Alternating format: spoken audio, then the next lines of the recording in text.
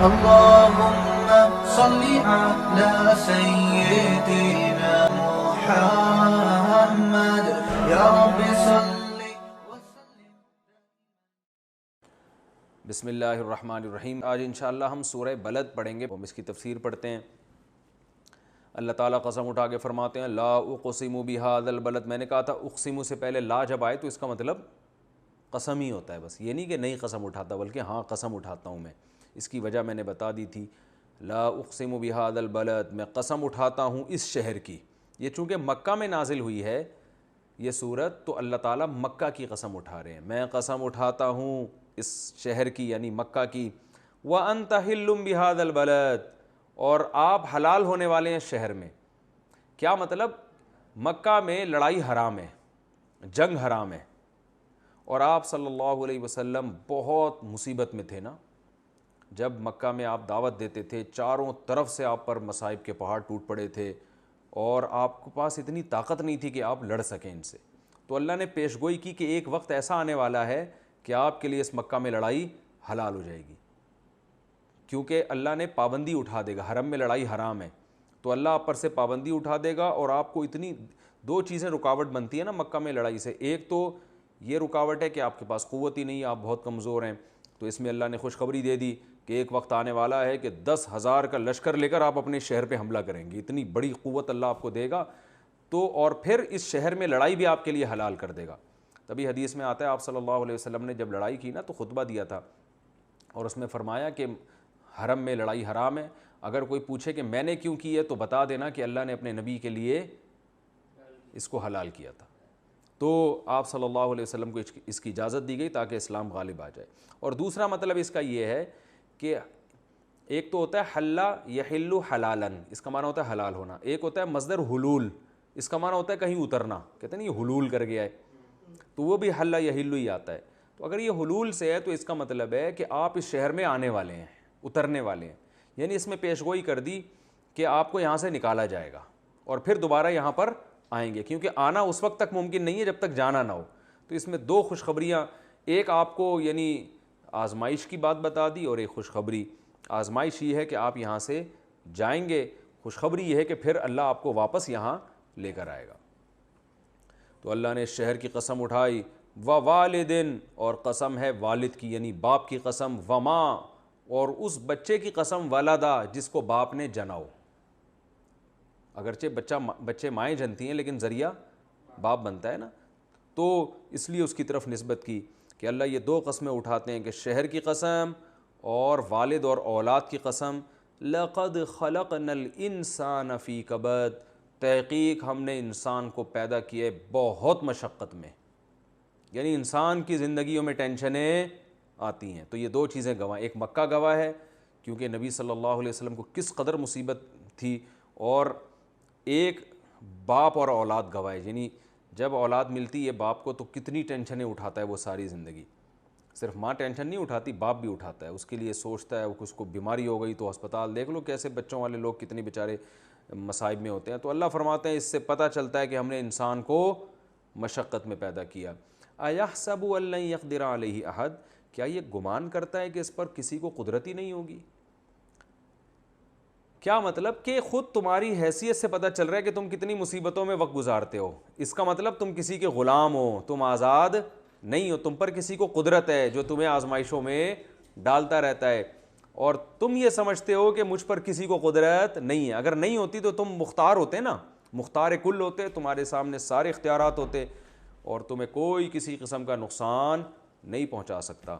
تو اللہ فرماتے ہیں ٹینشنیں اور اس کے علاوہ بھی پریشانیاں آتی رہتی ہیں, تو وہ پریشانی انسان کو بتاتی رہتی ہیں بھائی زیادہ فنٹر بننے کی ضرورت نہیں ہے. تو ہم جو فنٹر بن جاتے ہیں نا, میں یوں, آگے اللہ بتا رہے ہیں تم انسان کہہ سکتا ہے اللہ میں تو مانتا ہوں کہ میرے اوپر کسی کو قدرت ہے. تو اللہ فرماتے ہیں تم باتیں اس قسم کی کرتے ہو جس سے تمہارا انداز تکبرانہ ہے, اور جو غلام ہوتا ہے اس کا متکبرانہ انداز نہیں ہوتا. وہ کیسی باتیں کرتے ہو؟ یقولو, یہ انسان کہتا ہے اہلکت مالا لبدا, میں نے اتنا مال ہلاک کر دیا. جب انسان کے پاس پیسہ آتا ہے نا تو کیسے شو مار رہا ہوتا ہے, اب ہم نے تو 21 کروڑ وہاں پلاٹ خریدا ہوا ہے, 20 کروڑ تو میں نے اپنی بیٹی کی شادی پہ اڑا دیا تھا, اور تو کیا میرے کو بات کر رہا ہے، جتنا تیرا تمہارے گھر کے جتنا یعنی تمہاری جو دکانیں ہیں نا جتنی بڑی، اتنے تو ہمارے گھر کے واش روم ہوتے ہیں. اس قسم کی لوگ باتیں پھینکتے ہیں نا. تو اللہ فرماتا ہے یقول اہلکت مالا لبدا، کہتا ہے میں نے اتنا مال اڑا دیا ہے. ایحسب ان لم یرہ احد، کیا یہ گمان کرتا ہے اسے کوئی نہیں دیکھ رہا؟ جسے دیکھ رہا ہوتا ہے نا اللہ، جس کو یہ گمان ہو کہ میرے اوپر کوئی خدا ہے جو مجھے دیکھ رہا ہے، وہ اس قسم کی بڑی بڑی باتیں نہیں کرتا. تو اللہ فرماتے ہیں میں نے تمہیں یہ ساری چیزیں دیں اور تم بڑی بڑی بونگیاں مار رہے ہوتے ہو، میں یوں، اور غریبوں کو دبا رہے ہوتے تکبر کر کے. ایحسب ان لم یرہ احد، کیا تمہارا یہ گمان ہے کہ کوئی اسے دیکھ نہیں رہا؟ تو میں تو دیکھ رہا ہوں تمہیں. جب میں دیکھ رہا ہوں تو جس نے دی ہیں تو میں تو 24 گھنٹے دیکھ رہا ہوں. تو تم یہ کیسے بڑے بڑے دعوے کر لیتے ہو؟ تمہیں ڈر نہیں لگتا کہ جس نے دیا ہے وہ چھین بھی سکتا ہے؟ تو ہم سب کو یہ چیزیں بھیک میں ملی ہیں، ہمیں اس پہ اترانا نہیں چاہیے. آگے اللہ فرماتے ہیں تم دولت کی بات کر رہے ہو، ہم نے تو تمہارے جو جسم باڈی کے پارٹس ہیں نا وہ بھی بھیک میں ہم نے تمہیں دیے ہیں. یعنی جو چیزیں تم سمجھتے ہو کہ تو خالصتاً میری ہیں وہ بھی تمہاری نہیں ہیں. آگے فرمایا الم نجعل لہ عینین، کیا ہم نے نہیں بنایا اس انسان کے لیے 2 آنکھیں؟ جن آنکھوں سے تم دیکھتے ہو یہ ہم نے نہیں بنائی ہیں کیا؟ ولسانن، اور ہم نے ایک زبان بنائی، وشفتین، اور 2 ہونٹ. تو یہ سب چیزیں تو ہم نے بنائی ہوئی ہیں.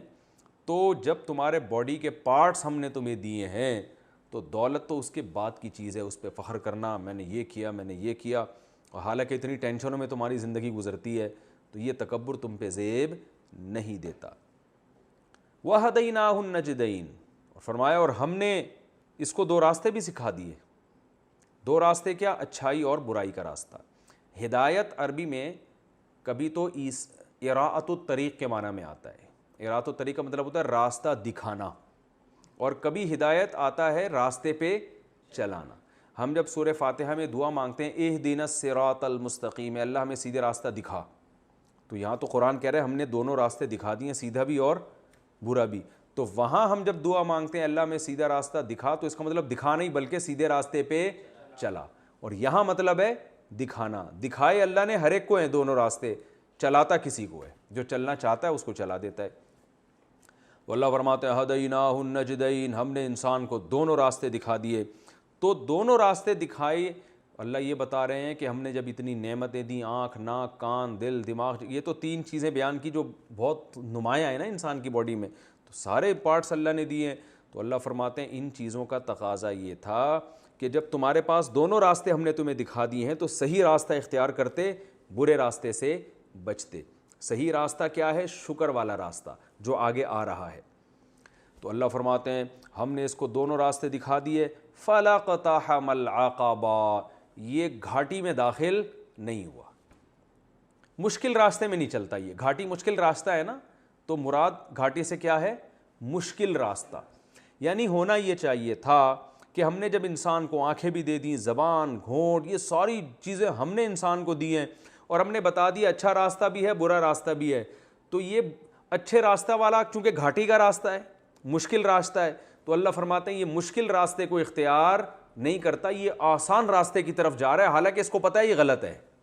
شراب کا راستہ، زنا کا راستہ، کنجوسی کا راستہ، اور بڑی بڑی بونگیاں مارنا، میں نے مال، میں نے یہ اپنی طرف نسبت کرنا، یہ راستہ آسان ہے، اس میں مزہ بہت آتا ہے.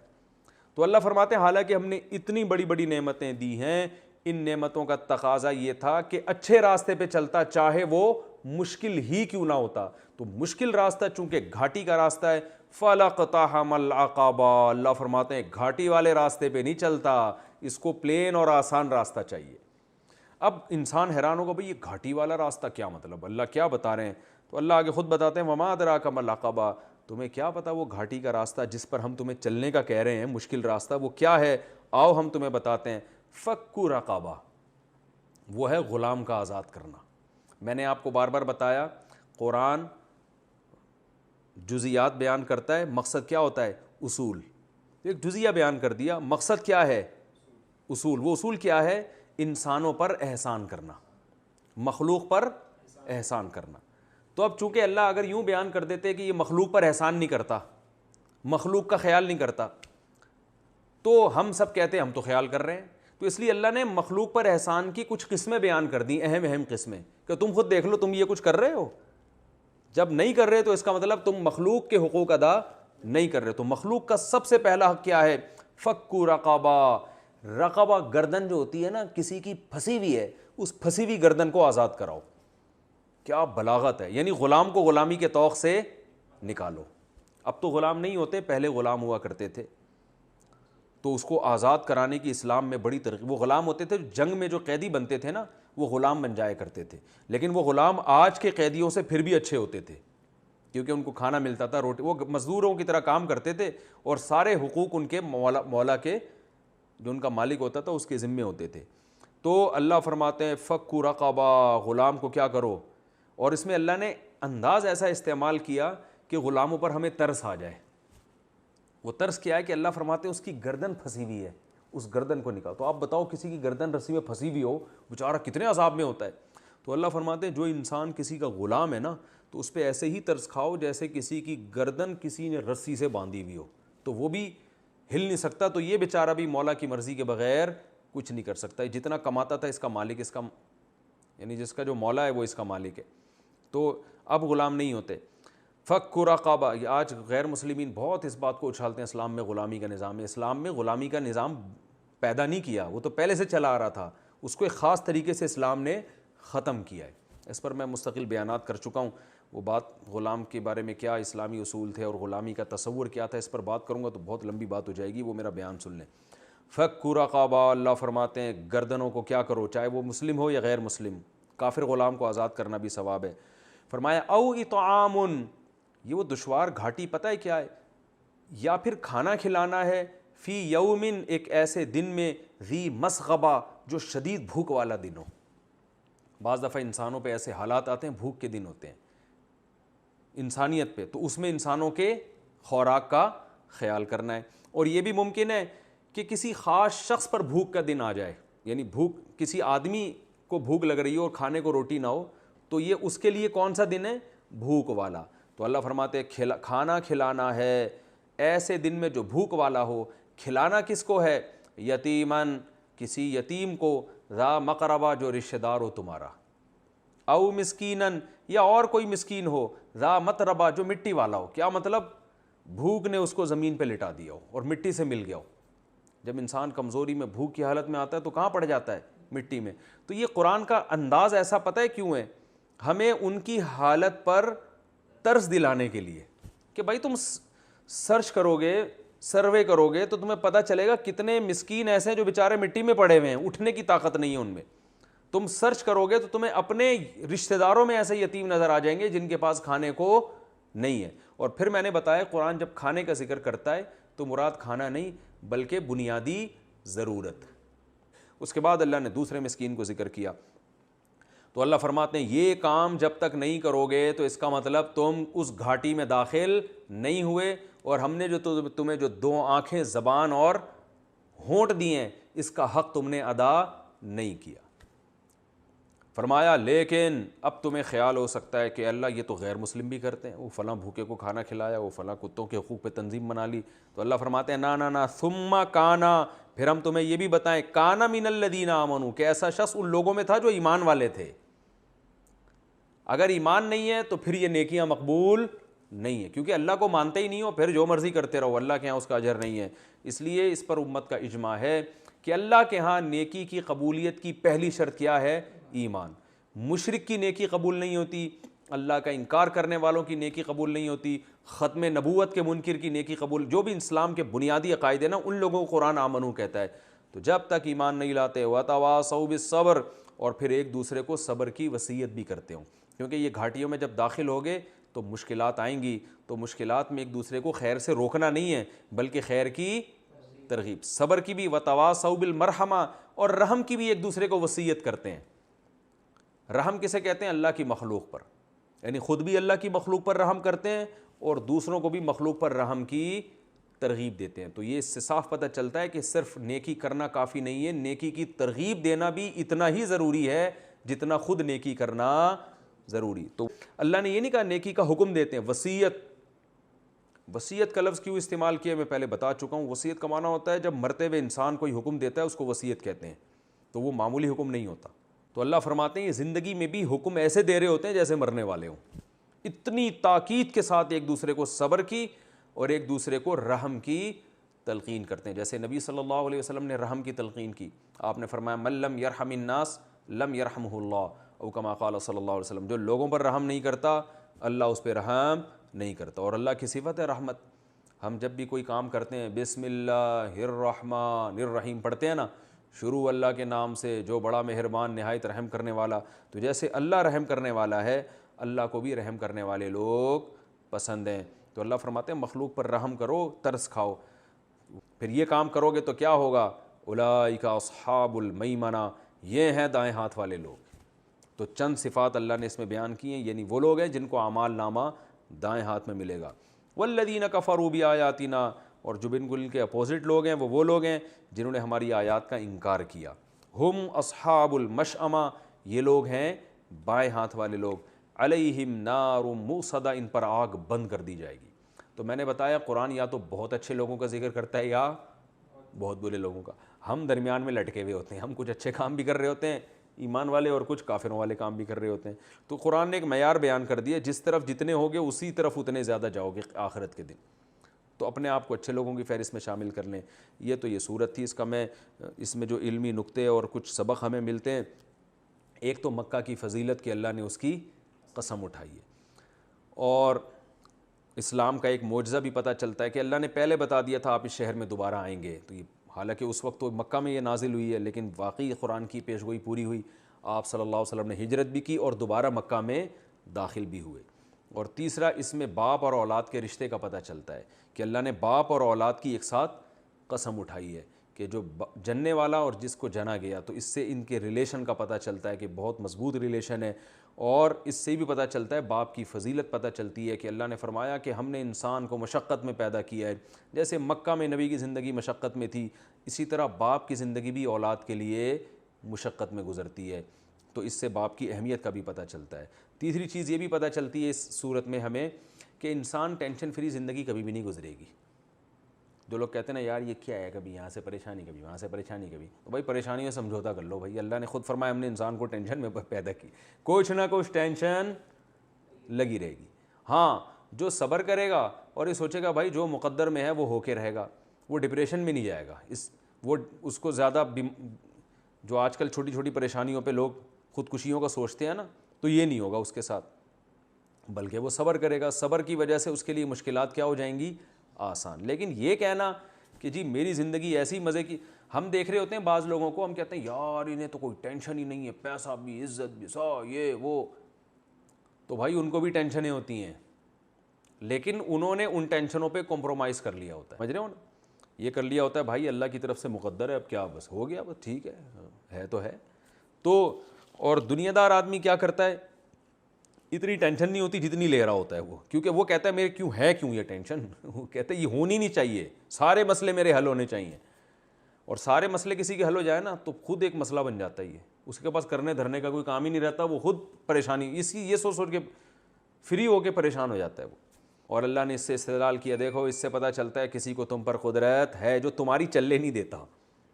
کوئی ہے جو تو ایحسب ان لن یقدر علیہ احد, انسان سمجھتا ہے کہ مجھ پر کسی کو قدرت ہی نہیں ہے. اللہ فرماتے ہیں دماغ سے نکال دو, تمہارے اوپر کوئی ہے جو تمہیں تمہاری نہیں چلنے دے گا. ہم سوچتے ہیں یہ کریں گے, اللہ کچھ اور سوچ رہا ہوتا ہے. فرمایا کیا تھا یقول, اس تیسرا یعنی چوتھا نقطہ یہ. پانچواں نقطہ شو بازی, میں نے یہ کر دیا, میں نے اتنے کروڑ کا پلاٹ, میں نے, تو یہ شو بازیاں اللہ کو پسند نہیں ہیں. شکر ادا کرنا چاہیے بھائی, اللہ کا فضل ہے, ہم تو بھکاری ہیں اللہ کے, اللہ نے ہمیں فضل دے دیا, اور دیکھو اللہ نے ہمیں یہ نعمت بھی دے دی, وہ نعمت کے طور پہ ٹھیک ہے.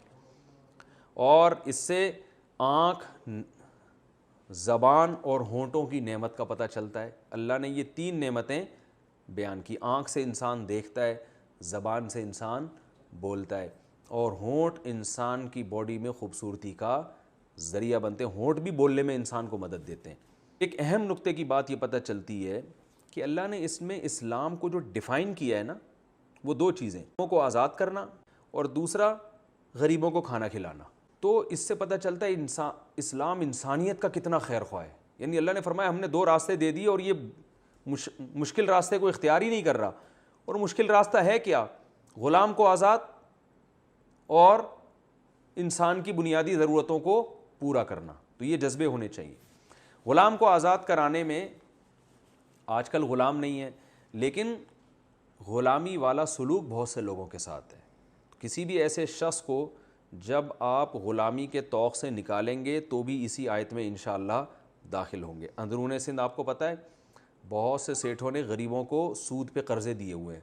وہ بیچارہ غریب لاکھوں روپے لے کے زمینوں پہ کام شروع کرتا ہے, قرضہ ادا کرنے کی اس میں صلاحیت نہیں ہوتی نہ سود, تو وہ پھر جو ہے نا اس کے جس نے قرضہ دیا ہوتا ہے نا وہ اس کو جکڑ کے رکھتا ہے, اس سے اپنے بہت سارے کام لیتے ہیں. یہ بھی تو ایک قسم کا سود ہے نا کہ بھئی قرض والے سے تو صرف قرضہ لے سکتے ہو, اضافی کوئی خدمت نہیں. تو بیچارے قرضوں میں دبے ہوئے ہوتے ہیں, تو ان کو کیا کرتے ہیں کہ غلام بنا لیتے ہیں. تو ہم نے دیکھا ہے الحمدللہ بعض علماء نے اس پہ بھی کام کیا, بہت سے ہاریوں کا قرضہ ادا کر کے نا کسانوں کا ان کو اس غلامی سے نکالا ہے. تو یہ بھی انشاءاللہ اسی طرح کا ثواب ملے گا. اس میں ایمان کی اہمیت کا پتہ چلتا ہے کہ جتنے بھی آپ کے اچھے اعمال ہو جائیں, جب تک ایمان نہیں ہے تو وہ اعمال, قرآن میں دوسری جگہ اللہ نے فرمایا کرمادن, ایک راکھ کے ڈھیر کی طرح ہیں. غیر مسلموں کے جو اعمال ہوتے ہیں نا, یہ بھی کیا, اسپتال بنا دیا, اللہ فرماتے ہیں چونکہ اللہ پر ایمان نہیں ہے تو قیامت کے دن اللہ کہے گا جس کے لیے کیا تھا اس سے اجر لے لو. وہ کہیں گے اگر ہو سکتا ہے بہت سے کہ ہم نے آپ کے لیے کیا تھا, تو اللہ کہیں گے چونکہ میرے علاوہ کسی اور کو بھی معبود مانتے تھے نا, اللہ مانتے تھے, خدا مانتے تھے, جاؤ اس سے اجر لو, ہم نہیں دیں گے. اس لیے غیر مسلم کی ساری نیکیاں, ہاں دنیا میں غیر مسلم کو نیکی کا اجر مل سکتا ہے. دنیا میں اللہ تعالیٰ اس کو کچھ نعمت دے سکتے ہیں, اس نے کچھ اچھے کام کیے تو اس کے بدلے میں اس کو نیکیوں کا اجر دنیا میں ملتا ہے. اور آخرت میں یہ ہوگا کہ آخرت میں اس کو نیکیوں کا اجر جنت کی صورت میں تو نہیں ملے گا, البتہ عذاب میں کمی ہوگی. یہ حدیث سے ثابت ہے کہ جو غیر مسلم اچھے اعمال کے ساتھ دنیا سے جائے گا اس کو کم عذاب ہوگا, جو برے اعمال کے ساتھ دنیا سے جائے گا اس کو زیادہ عذاب ہوگا.